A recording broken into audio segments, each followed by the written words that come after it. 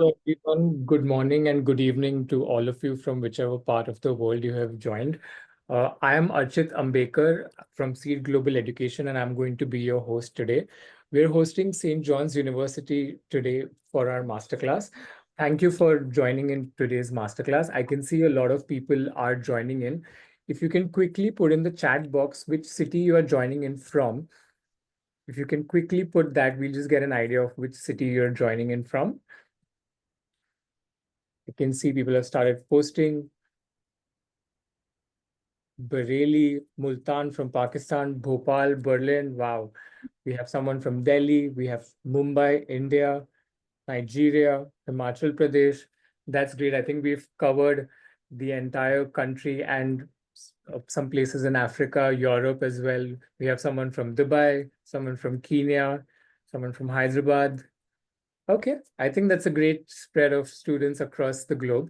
Uh, I'm going to quickly introduce Professor Ryle, who's uh, before we dive in, let me quickly introduce you to our speakers today. Our first speaker for the day is Dr. Ryle Carroll. He joined St. John's University in fall 2008 after completing his PhD in marketing at the City University of New York Baruch College. He currently serves as the director of MS in Marketing Intelligence program. Welcome to the masterclass, Dr. Ryle. Our next speaker is going to be Amber Steger, who currently serves as the Director of Graduate Admission at St. John's University, a role she has held since November 2018.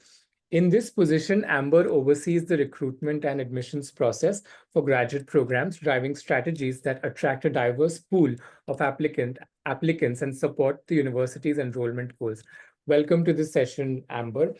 Before I hand it over to Professor Ryle, I'm going to quickly launch a poll, which is going to be in front of your screen right now. Which aspect of AI in marketing excites you the most? Is it smart decision making? Is it deeper customer connections? Is it increased efficiency? Is it staying ahead of trends, or is it all of the above? We'll keep the poll on for roughly about a minute before I close it and we see the results.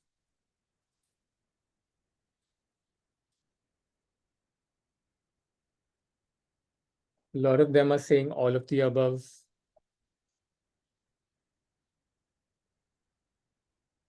20 seconds more for the poll.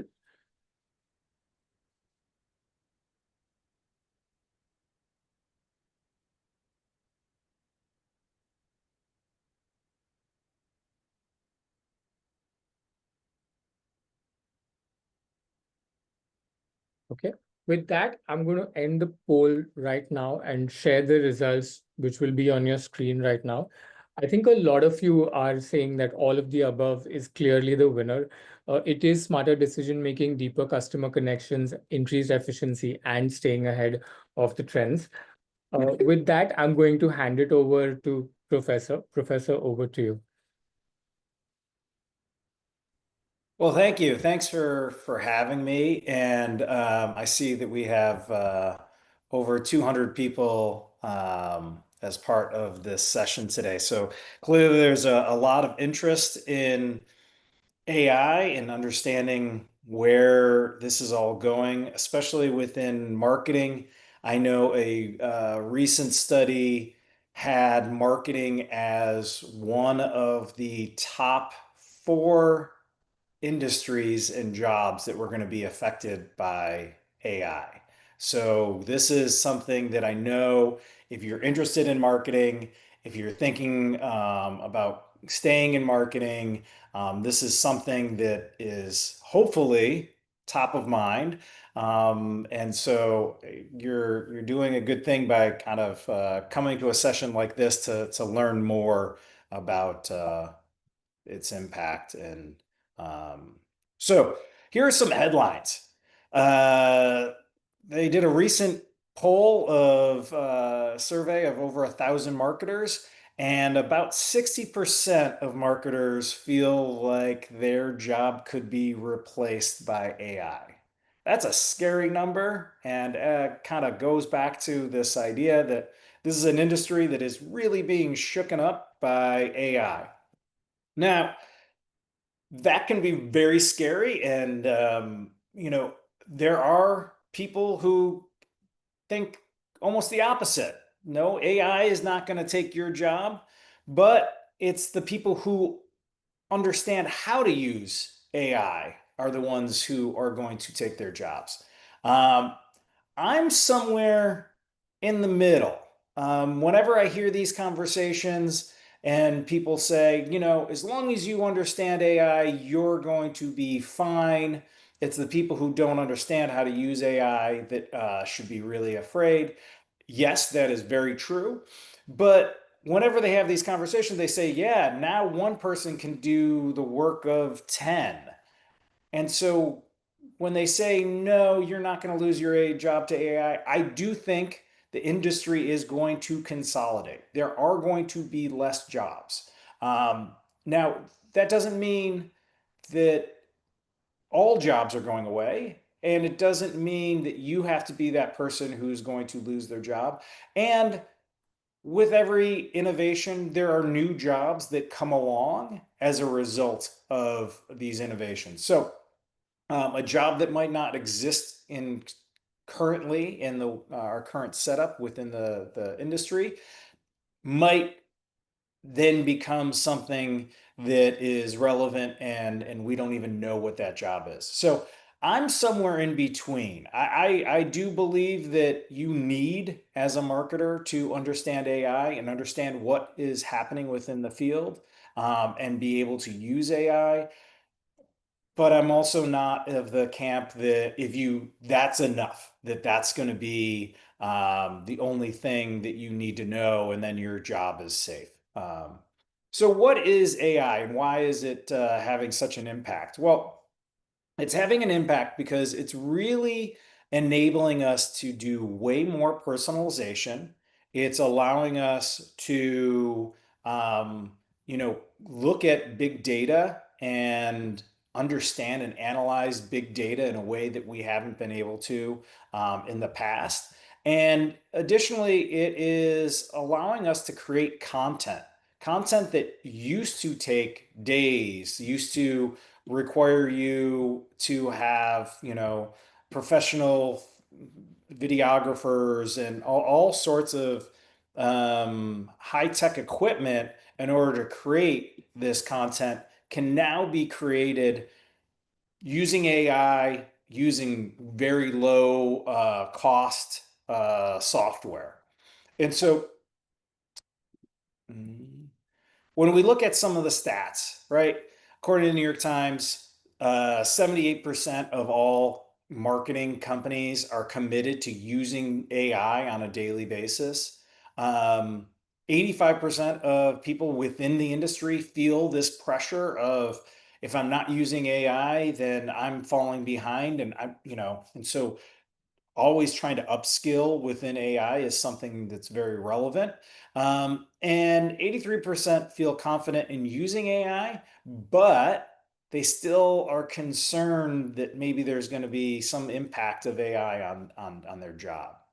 Now, when I talk about AI, and it definitely helps people within industry, 91% of marketers say that they've increased their content output over this last year. So we're seeing people be able to become more efficient. We're seeing people be able to create more content, do more with in less time, and with less.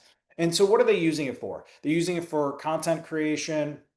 They're using it to optimize, whether it's understanding their target market, making sure that they're getting to the person who is interested in their product, or is it, could be used for some kind of analytics, like look at this data and help me understand how to reach this particular target audience, or is there something that's missing that I'm not seeing in current trends?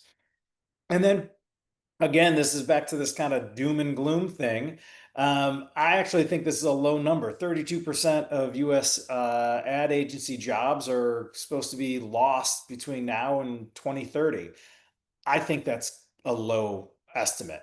Now, again, this is within these ad agencies, within some of these teams that currently exist. Now, doesn't mean that those jobs aren't going to be replaced with other people who have a better understanding of AI and how to use it. And so, again, my hope that you get out of this is that if you still are very interested or you're currently in marketing, uh, you need to be upskilling yourself. You need to be understanding AI, understanding how it's being currently used so that you can stay kind of ahead of the curve and stay relevant within this industry. So, as I said, the three main ways people are using AI within marketing is the ability to personalize at scale, meaning I can deliver to you based off of the cookies you have on your social media and the stuff that you have in terms of your web browser. I'm able to, and your geolocation and all the information I have as a marketer, um, I'm able to really personalize at scale instantaneously. So when you come to my website, I already know a ton of information and able to personalize to you right away. The other way is this analytics where I'm taking big data and now I have the ability to have AI really analyze that for me and come up with insights that I might not have been able to come up with on my own, or would have taken me so much time to do that the return on investment wasn't there in the past. And then the last part, the last way people are using AI in marketing is through content creation. And we're going to see some examples of all three of these, but this is the one that is really kind of taken off. And anybody who's played with any of these, whether it's imaging. I know Google just came out with their updated software around imaging, and man, if I'm someone who's like a Photoshop expert, I'm kind of nervous about what the capabilities are of that. And they have all these video softwares that are really creating this like content that used to, like I said, take weeks of very expensive equipment to create doing video shoots and photography, and now can be done in seconds using AI. So here, I'm not going to go through all of these, but I what I've kind of done here is compiled some of the high end or most innovative softwares around each of these different kind of aspects within marketing, whether it's content creation, being able to do the analytics, or some of the personalization that people have created through these chatbots that allow you, consumer, to feel like they're getting catered to on a one-to-one basis. So I'm now going to go through and kind of break out on some examples of each of these so you can kind of see how it's being played out in the real world. So one of the first ones is Snap Travel started using AI, and this is pretty early on, right around during the pandemic. And they did it in order to really create this personalized travel experience. And what they did when they first launched this is had this chatbot that really interacted with you and tried to design your ultimate vacation.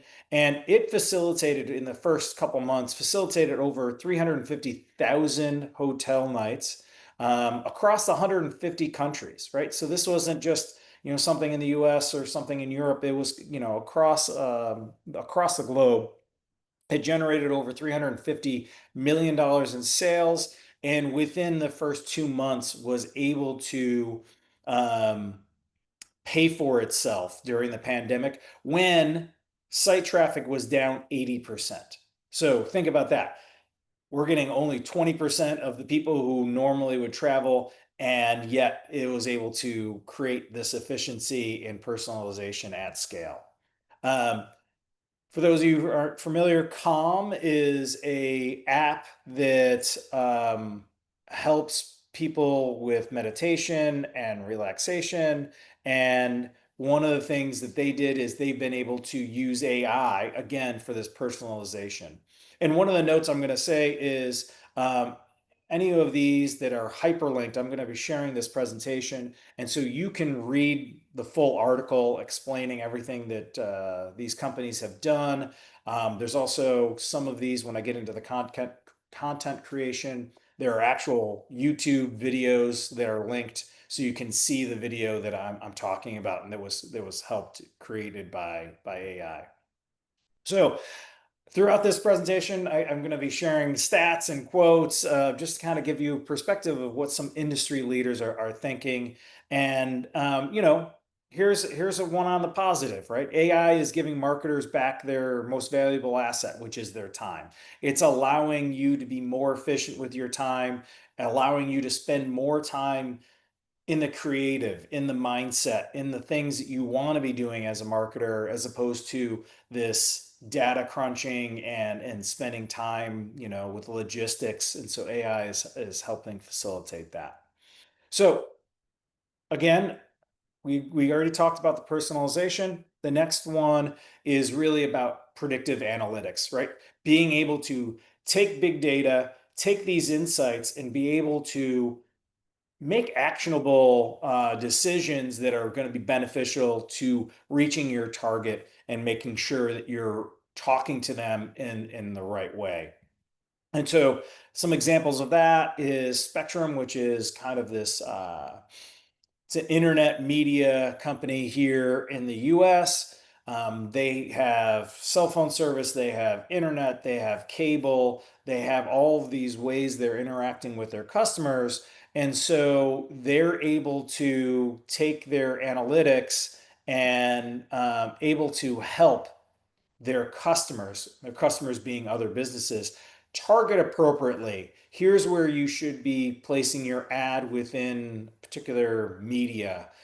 Here's how you should be reaching, and they're able to use this analytics to really make better data-driven decisions to help their customers optimize their budget. Now, Meta is doing this at a whole nother scale. They are planning on rolling out in the early 2026 something that a lot of people within the marketing and media business industry, sees as like this could be something really big. What you're going to be able to do as a business trying to sell to consumers is you're going to just take your logo, take some photos of your product, answer some questions about who you think the target is, what you think the unique value proposition is for your product, and then give Meta a budget and they do all the rest. They will create taglines, they will target and understand who they is responding to your ads. They will run multiple video, photo, all of these different types of content that you used to have to create as a brand. They're going to create it for you. They're going to go out and test different ads, see which ones work the best for you, and utilize that budget you've given them to optimize your campaign at scale in real time. And the preliminary information that's come back is it has reduced acquisition costs by over 30% per acquisition, and it has increased by 40% the ability to identify quickly who the campaign is resonating with, and it is able to do this across Facebook, across Instagram, and it's really a powerful tool that if you're a small company and you don't have this marketing an agency behind you or someone who's that tech savvy, you're able to do this in hours as opposed to something that you probably wouldn't have taken on in the past. And so the last one that I want to kind of cover is this idea of AI content creation. And so tools like ChatGPT, Jasper, there's all these other Google with their Nana Banana. There are all sorts of tools now out there that are allowing companies to create content quickly and more efficiently. And so here are some examples of that. Oh, wait. So just to give you kind of, again, some perspective, 1/3 of all digital video ads in 2025 are either created or were enhanced using AI, and that's expected to grow an additional 40% starting by 2026. I actually think it's probably going to be at least half of all videos, content you're going to see in terms of ads are going to be AI either assisted or created from scratch. And that's just kind of the world we're living in. And to give you, again, it's not just marketing. If you're thinking you are in the video production world, that world is being shooken up by AI as well. So again, it's AI is helping create. It's not the necessarily the creative, right? That's again something. This is kind of the balance I want to talk about. Is coming up with the idea. AI is pretty bad still at coming up with ideas, at being creative, at kind of the things we're good at as humans. So that skill set is still desired. It's idea to execution, which AI is really taking off and having that impact. Being able to, here's what I'd love to see, and instead of having to hire a director of photography and all of this stuff, you can just sit in front of a computer and text to image. And so here are some campaigns that were done. There's, for those of you who aren't familiar, Popeyes is a chicken restaurant here in the US, and it's a fast food restaurant. And they did a battle rap against McDonald's. McDonald's was trying to get into kind of this chicken and chicken items. And so, with what they were able to do um, is create this battle rap um, and target McDonald's with like, and they did it all through AI, and so they saw a 30% increase in people buying their wraps. They got, so many hundreds of thousands of increase. It was a 23% increase in their social media um, volume over the 3 weeks that they posted this. And so they created this, again, it wasn't a rapper. If none of this video is actual actors, they have like these animals in it, and it's a fun little video that you can see that kind of makes fun of McDonald's as well. And like I said, there's a YouTube video that I've attached to this, so if you get the chance to see that. And then during the NBA Finals, this company called Kalshi, which is kind of this online gambling. You can bet on political things, you can bet on all sorts of things. They created this ad for $2,000. This whole video that they ran during the NBA Finals was created in, I want to say it was like 48 hours. They created this ad, and it is, it's AI generated. So they have all sorts of crazy things happening during this video, like this 80-year-old man in a boxing outfit with a cape draped over him talking about who he's going to bet on for the NBA Finals, and people on jet skis launching out of rockets, and it's a crazy ad, but it was all created, like I said, and for next to nothing, and in a quick turnaround. And so they got all sorts of buzz. It increased people's ad recall by 60%. versus other ads that were done at during the NBA finals, and it increased their site's visits by doubled over during that 72-hour time period.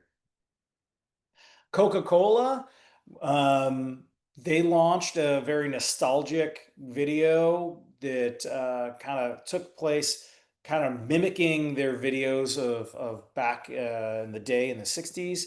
And so with that, they were able to again create this ad that looked very nostalgic and reminiscent of their old ads. They were able to do it using all AI very efficiently, and it was a very interesting ad that got them again a lot of attention.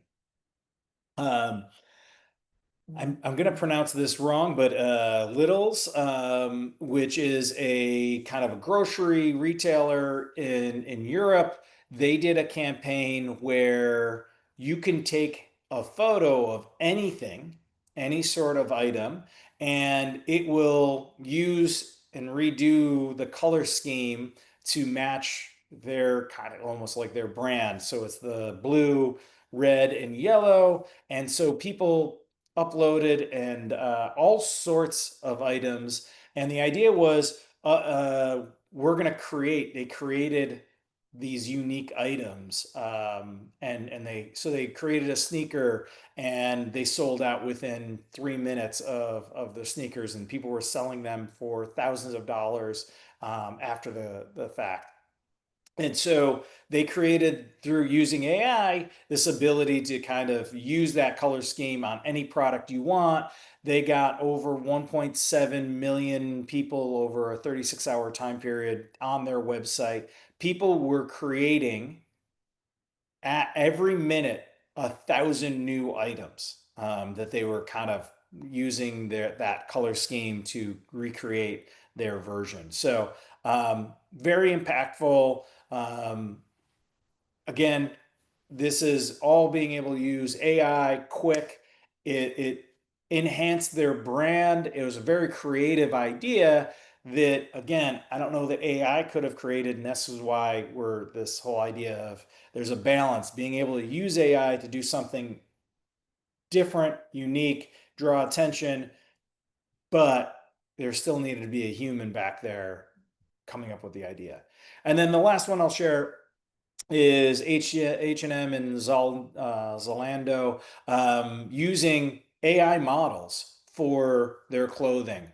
And so this was kind of a campaign that was somewhat controversial because here they are, they're not even paying models anymore. These are all people who are AI generated to showcase and launch their new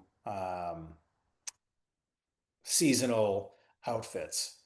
So again, there's a lot of opportunity and challenges, as this transforms, as this becomes part of the industry. You're going to see, different innovations, but, there's also data issues that people are concerned about. There's also piracy issues in terms of what are you able to use, what kind of content are these AI models trained on. And so, here's another quote: ethics is in AI is a crucial conversation that's really going to shape what we're doing within marketing and make sure that we're serving humanity's best interests. So, understanding the transparency behind how these algorithms are being created.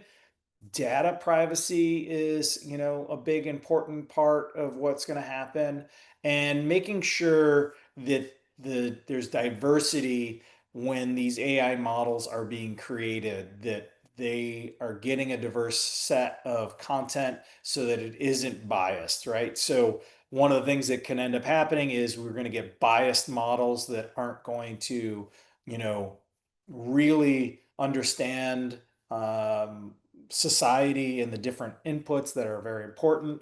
And then the other thing is, we also have to be very careful around what the content that we're creating. We're seeing a lot, at least I you see it on social media. People will post videos or posting ads that, are fake, right? So is it AI generated, or is this a real video? And so understanding and trying to be able to figure out ways that we can safeguard against that is going to be an important topic as well. And then, because of some of this stuff, we're seeing some backlash.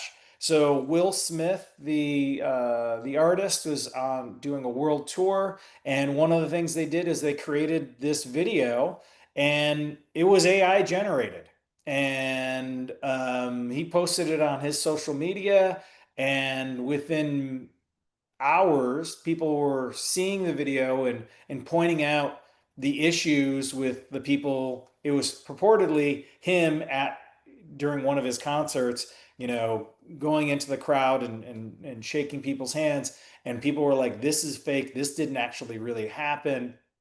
And what I thought was interesting is his response was a AI video where he changed the crowd to being all animal heads. So they were all cats in the crowd. And so that was kind of his response. I think it was to kind of indicate, yeah, we did use AI, and here's a video where we're using it even more, which I thought was an interesting response to the negative backlash that he was getting around sharing on his own personal social media what purportedly was a real video of him at his concert, and it was all AI generated. Um, the only thing AI can't do is tell you what it's like to be a human, and that's the most important part, and most important thing in marketing. So again, I'm showing you the doom and gloom, but I'm also hopefully showing you that there is some ways of having a positive impact, and being still part of this process. So, what do I recommend for you to do? Making sure that you are data literate, right? Understanding what kind of data is out there, how to use that data, using AI in order to help you analyze that data. I think that's a very important thing as a marketer. Being technically proficient, meaning you understand the software. Maybe you're not the expert on that software, but you at least understand what the software can do and how it can help you. And you have to be, again, bring that human element to marketing and be able to create that, um, you know, insight, creative element that makes it more human, that allows you to have empathy for your customer base, allows you to understand what the customer might feel and how they might react, is going to be important. So, this isn't just from me. This is from recent articles. There's a growing demand for AI literate marketers, right? So understanding the technology, understanding how to use it. If you have that on your resume, if you have that ability, that is going to be a skill that is definitely sought after. And there are emerging careers. There are going to be jobs that don't exist right now that will exist in the future. And so putting yourself out there, making sure you're positioning yourself for that, I think is going to be very big in terms of opportunities. So what do I recommend you doing? Focus on learning AI in marketing. There are courses on, LinkedIn Learning, Coursera, Udemy. There are these, courses out there that can help you upskill. I would definitely try to stay current, looking at leaders on LinkedIn, reading articles, joining webinars like you did today in order to understand what's happening, utilize resources that are out there that are going to, whether it's articles, whether it's books, whether it's YouTube videos, understanding how to do that. And then actually start using the software, even if it's not for your job. Understand, practice, play around with this stuff so that you have some ability to use this. You understand what its capabilities are. I think that's important. Make this like a hobby of yours. Try to, create something for a birthday party or for a local nonprofit go in, try to help them, and use AI in a way that you might not have the ability to do otherwise. Um, so the essential for people, making sure that you again are looking at workshops, looking at upskilling, looking at how do I use AI? What is the software? Learning how to use that software in a practical way. And then quick little plug for the program. As was mentioned in the beginning, I am the director of our Marketing Intelligence MS program at St. John's University. I look at our program as kind of having three pillars, right? And so our program has top faculty, current coursework, case studies. We currently have a capstone course that is being taught by the head of MarTech at Google. So you're going to get exposure. As a graduate, what we're hoping to do is give you the exposure to analytics, give you the exposure to the software that you're going to need, as well as having you understand what's going on in industry. And that's why we've brought in this third pillar to our program, which is really industry leaders. We have a board of advisors who are, at Google, at Nike, at local, New York City being the hub of advertising and marketing. We've got CEOs of companies. We've got people from Nike, from American Express, MasterCard. So we compile all these industry leaders to make sure what we're delivering in this program is, cutting edge, is what the industry is looking for our graduate students, and making sure that our students get exposure to that industry through guest speakers, through working on projects, through internships. And so if you are, this sounds at all interesting to you, feel free to reach out. And I think there's going to be some more information shared with you by Amber at St. John's. And I'll just leave you one last quote. The future of marketing is not just about technology, it's about leveraging AI to create meaningful connections that drive impactful business results. I really believe, again, there's this doom and gloom about AI, but there's also this really happy story that could be told about being more efficient and having the ability to do more. And so I think there's a happy balance there. And so that is it for my presentation, and I'll hand it back over. Thank you so much, Professor Al. Before I hand it over to Amber, I'm going to quickly launch the second poll, which is going to be on your screen right now. What is the most important factor you'd consider when choosing a university to apply to? Is it the location? Is it academic programs?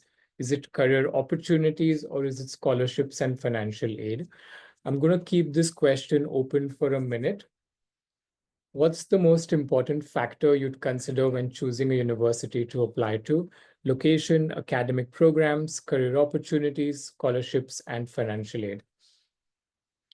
30 seconds more. I think career is winning clearly right now.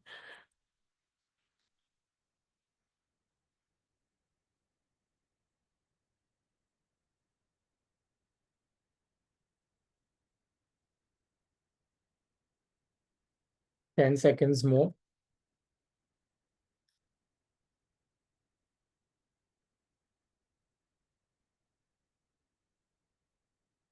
Okay, I'm going to end the poll right now and share the results on your screen.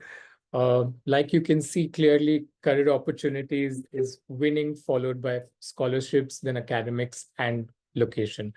With that, I'm going to now hand it over to Amber, who's going to take us through the admissions at St. John's University. Over to you, Amber.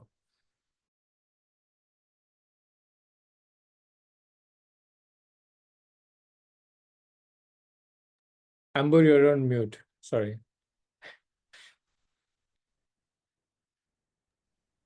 Sorry, Amber? Zoom didn't want me to talk to you all because Dr. Kell did such a good job. They knew that you had more questions for him than me. I promise I will make this quick. I know that you all have a lot of questions for Dr. Carroll that were in the chat.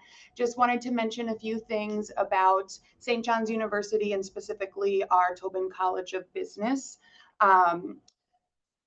Let's see. Everyone see that move, I hope? Okay, great. So some things that just set Tobin and St. John's apart from other universities, we just reached over 200,000 living alumni, 80% of which are within the New York City metro area. So when we say that welcome to the Johnny family, welcome to being a Johnny, that's truly something that our students and alumni embrace. I'm not sure if any of you all follow college basketball, but we are one of the top 10 NCAA basketball teams. And this past year, we did really well. Upcoming this year, we're hoping to do just as well. And St. John's is so well known within the New York City area that anytime you're wearing a sweatshirt or a t-shirt of branded gear, you're always getting people stopping you and saying, yeah, go St. John's, go Red Storm. So it really is a huge community. And a big part of that is our alumni specifically coming back and recruiting fellow St. John's alumni, whether for internships or for full-time jobs, because they also understand the value of a St. John's education. We are one of 6 universities in New York with double AACSB accreditation in business and accounting, which is the highest accreditation you can have within business schools in the US.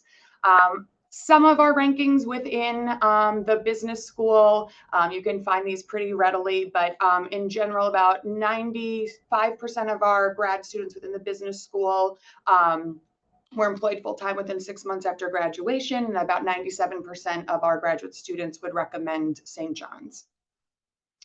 So we have 2 campuses. Our main campus is in Queens, New York, which is about 20 to 30 minutes from Manhattan, which is the New York City that most people think about.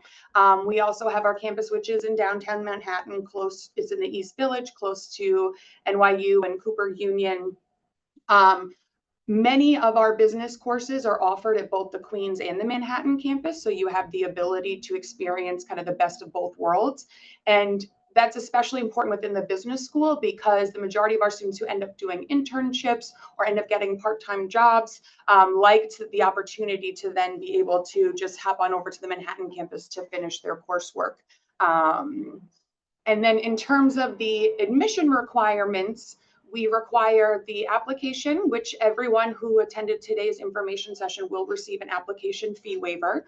1 letter of recommendation, your essay on your professional and educational goals, transcripts from all the institutions you've attended since high school, your resume, and then we do need a NACCES course-by-course foreign credit evaluation and TOEFL, IELTS, or Duolingo scores. One thing I will mention that isn't kind of anywhere on our website, but is a good tip, is that if you are complete in terms of your application, other than your TOEFL, IELTS, and Duolingo scores, if you have not taken an English exam, we will actually provide you with a waiver for that exam, in addition to the application fee waiver. So it is important to get that foreign transcript evaluation in. Once we have that, then oftentimes we'll send you out that Duolingo waiver so that you don't need to worry about paying for that exam as well. We do not require the GMAT or GRE, but if you have taken the exam and scored well, that can certainly help in terms of increasing your chances for admission and also your scholarship opportunities. So in terms of our programs within the business school, we have our MBA, which has 18 different concentrations. We also have a STEM MBA, which is 45 credits and offers 8 concentrations. We have an accounting MBA, which is designed for students who don't have a business background but are looking to become CPA certified. We have 10 MS programs. The marketing intelligence is one of those 10 programs, and then 9 advanced certificate programs. Again, this is just within the business school. University-wide, not including the law school, we have about 65 graduate programs. So if you're interested potentially in data science, cybersecurity, some other programs, computer science, that are somewhat related to AI, we also have programs like that within a different college that I'm happy to speak to as well. A big part of the experience here at St. John's is your interactions with our career advisors. So as a graduate student, you'll have both a career advisor within the business school and then a graduate career advisor. And so we recognize that your needs as a graduate student are different than those as an undergraduate student, and you're often on a shorter timeline. And so the graduate advisor and your career advisor are there to help you with anything and everything. We also use AI in terms of career services. So they do mock interviews. They'll help review your resume. We also have virtual internship opportunities that range from 4 to 40 hours as a way to help build your resume, in addition to all of the on-campus activities you would expect, such as the big internship and job fairs that have, you know, thousands of people and companies hiring. Okay. One of the other things that sets us apart as a business school and graduate program is that we have a very large percentage of our students who study abroad within their graduate program. Nationwide, it is about 2%, and we have about 20% of our graduate students who study abroad, and that's something we're very proud of. Obviously, most of you are international students, so even just coming to New York would be an international experience, but you're also able to participate in other study abroad opportunities. Generally, they're about 2 weeks or more short-term programs so that it can accommodate a working schedule or an internship, but also allow you for that resume builder and experience that most graduate students don't have the opportunity to take advantage of. And then in terms of financial support, we recognize that you know, this is a huge contributing factor to making your decision on where you're going to study. So everyone who's admitted to the College of Business is considered for academic scholarship based on your undergraduate GPA and if you submit GMAT or GRE scores. We also have Dean scholarships, which are specific to individual departments. We have the Alati Fellowship and the Zurich Fellowship, which are specific to programs within GSRM. And then we also have graduate assistantships. So those are basically where you can apply to work with faculty or an administrative office on campus for about 20 hours a week. And then exchange, you get the tuition of about 9 credits, which is full-time load covered, and a stipend. So that's a separate application, but we ask that on your admission application if you'd like to be considered for a GA position, and then you'll receive the form as soon as you apply. All right, and this last slide is just our contact information. This is the best email address to reach us at, our Tobin specific website, and then our phone number. If you have specific questions for me, you can always email here and put in the subject line for Amber. They'll make sure that it gets to me. And as a reminder, we are waiving the application fees for anybody who was here today. Not quite 10 minutes, but I almost made it in under the timeline, but at least we still have a lot of time for questions. So. We do. Thank you so much, Amber, for your brief presentation. I can see that a lot of questions have come into the chat. A lot of them are for the professor and some of them are for Amber. I'm going to just keep taking questions to each of you. Professor, let's start with you. Somebody's asking, can we integrate AI vis-a-vis with the traditional marketing culture? Professor, you're on mute. Yeah, nope, sorry. I just want to make sure I was unmuted. Yeah, I think that's one of the keys that hopefully you got out of this presentation is that it's not going to be able to replace the human element. What it's really doing is allowing you to automate tasks that used to take a little longer, allowing you to create content, allowing you to analyze and get the insights. But the core of marketing is really, what do you do when you have that insight? What is the creative solution that you create in order to connect with your customer base, and using AI to help you understand that insight or get that insight from bigger data, the ability to personalize in a way that you think is going to be relevant, and the ability to create content that is going to resonate with your potential consumers. AI is helping facilitate that, but you really have to have that understanding. And so that's the traditional marketing. It's just these tools are kind of accelerating that, putting, jet fuel in your rocket that might have taken you months or weeks in order to execute some campaign can be done in days now. Thank you, Professor. I hope that answers the candidates' questions. Amber, I'm going to take the next question to you. What are the qualities that you look for a strong applicant, beyond grades and test scores? Sure, that's a great question. So obviously we're looking for someone to have a bachelor's degree. So that's a big requirement that I should have mentioned in the presentation. We do accept 3-year bachelor's degrees for the majority of our programs. And in addition to the test scores and your GPA, we're really looking to your letters of recommendation and then also your essay. So the essay is a great opportunity to showcase kind of your passion for St. John's and the field. So if you've attended an event or joined us for this and want to highlight that can only help. And then also your letters of recommendation, we can only glean so much from your resume and your essay and your transcript. So that's also a great opportunity to ask those around you who can speak to your character and your work ethic, and add to your application in that way. A lot of times applicants think that it's the title of the position of the person who you're asking for the reference that's most important. And while certainly that can be impressive, we see a lot of letters of recommendation that are submitted that it's clear that the reference doesn't really know the student. And so just keep that in mind, that we'd rather see someone who really knows you on a personal level speaking about who you are, as opposed to an impressive title on a letter of recommendation. Great. Thank you so much, Amber. Professor, the next question is for you. How can marketers balance personalization powered by AI with customer concerns about privacy? Yeah, that is something that is a big concern. It's still, I think, being fleshed out, right? I don't think even before AI that a lot of people understood or understand how much information a lot of these companies have, whether it's Google and your search history, or it's Facebook, or it's Instagram, or TikTok.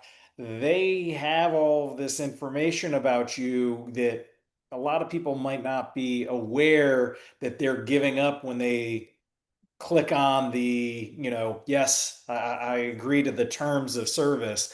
And so I think AI, and when it becomes more personalized, I think it freaks some people out.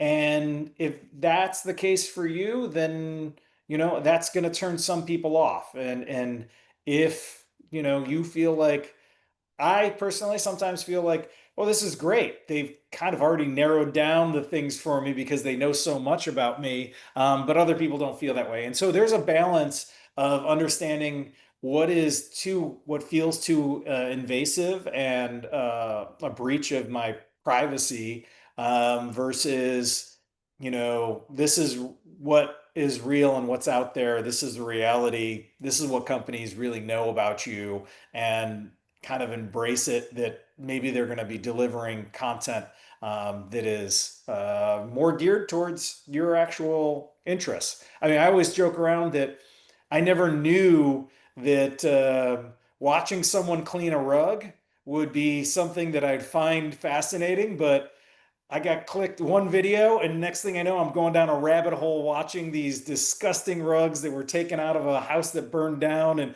they're cleaning them to this sparkling white thing. Never would have thought that I'd watch that, but I watch.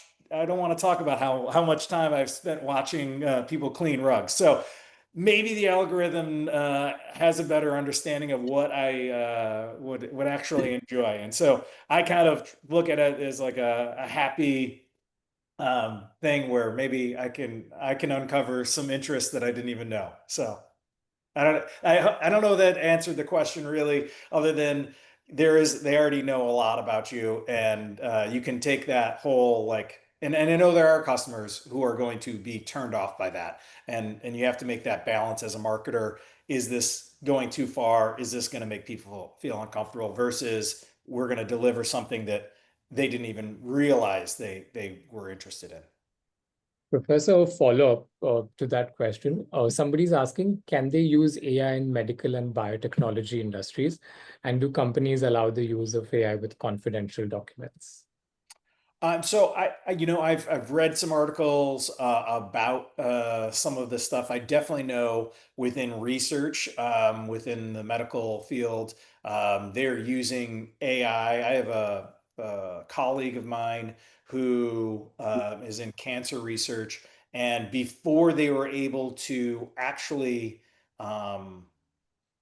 see in a microscope a particular type of cell, AI was able to predict what that cell was going to look like. And they couldn't believe when they finally found that cell how close it was off by a little bit, but how close it was at identifying what this cell would look like based off of the mechanism that it was doing within the body. So it's already being used in research. I know it's also being used.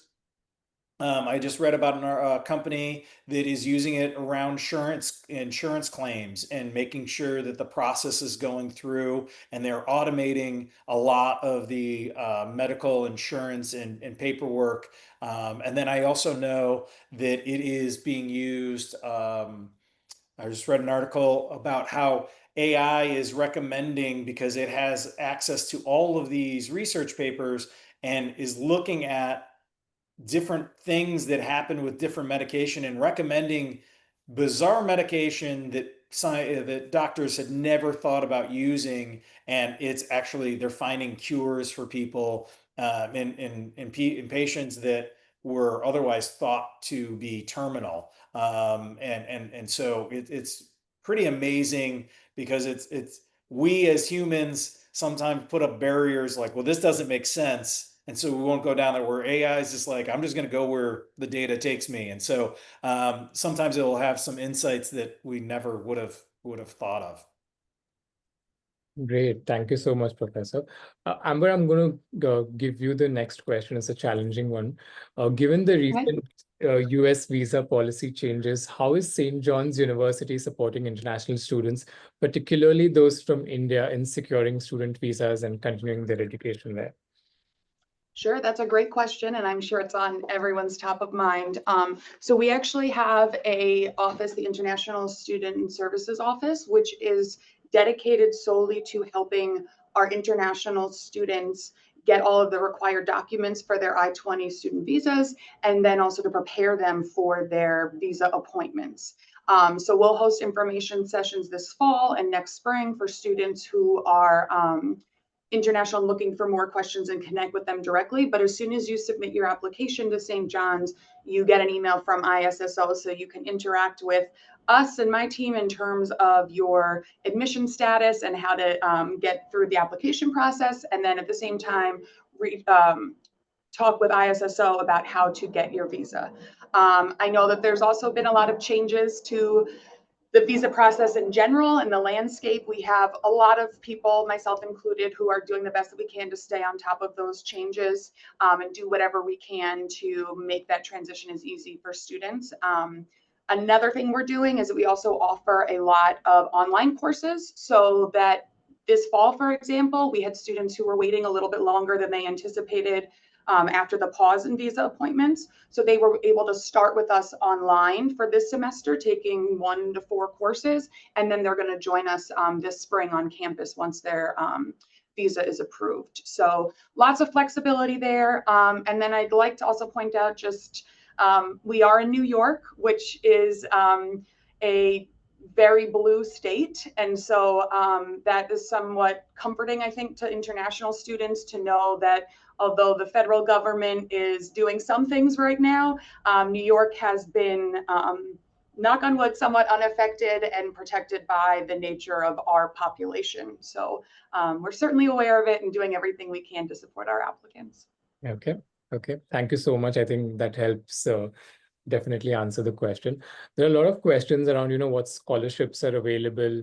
Are you giving waivers for language test? I think you covered the GMAT, GRE part as well.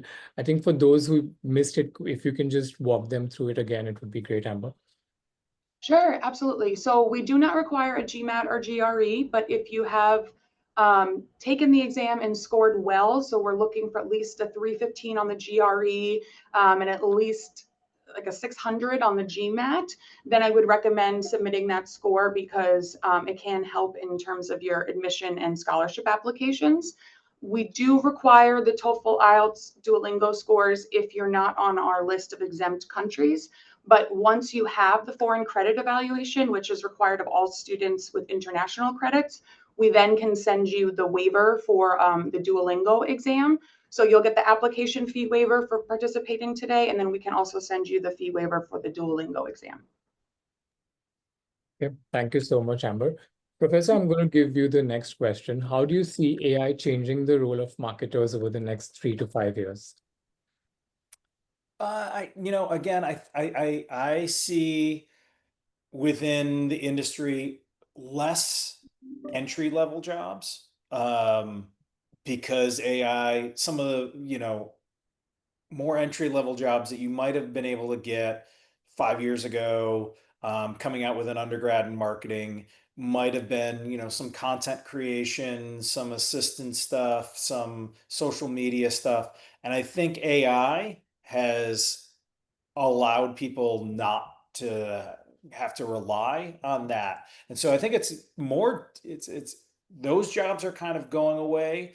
And so it's very important for you as a marketer to stay on top of understanding AI, be able to take data, analyze data, but not just analyze data, because if you just analyze data, again, AI, I think, is going to be taking those jobs. I think it's being able to look at the analysis and get that insight, be able to then create the strategy. And so I think creativity and strategy are going to be the really big pillars of how marketing moves forward. It's being able to be empathetic with your customer, it's being able to realize what's important to your customer and be able to speak to them and use AI to, facilitate the content creation, to facilitate you looking at the data and understanding and gaining the insights that you need in order to see what, how effective and impactful your campaign has been. So using AI to make you more efficient and be able to do more with less, I think, is going to be important. And I think that's really where marketing is going to go. We're going to see more efficiencies, less bottom level jobs, but I think there's definitely going to be this emphasis on people who can relate to people who are empathetic, people who have almost like a psychology background, who are able to understand how people feel and can be empathetic to that. Yep. Thank you so much, Professor. We are out of time, but I am going to still take one last question for Amber. Actually, there are a few, but I'm going to take one of them. Somebody wants to know how they can strengthen their application to AI and data science programs with a background in architecture and engineering. Sure, great question. Truly, and I think this speaks to all of our graduate programs, but any internships, work experience, online certifications, courses like Coursera and LinkedIn Learning that Dr. Carroll mentioned before, all of that can strengthen your application. And then a lot of our programs also don't require prerequisites. So if you do have a totally different degree, it's always worth reaching out to us so that we can let you know if those prerequisites are built into the program, which most of them have, so that you don't need to worry about showing experience in the field beforehand. Great. Thank you so much. I know we have a lot of questions that we couldn't take up, but we are out of time. Thank you so much, Professor. Thank you so much, Amber, for a wonderful evening and morning to you all. Thank you, everyone who joined in for this. I hope you all have a great day. Thank you so much, everyone. Thank you. Bye. Thank you, everyone. I put our email in the chat, so if anybody has any additional questions, feel free and reach out. Super. Thank you so much, guys. Bye. Thank you. Good day.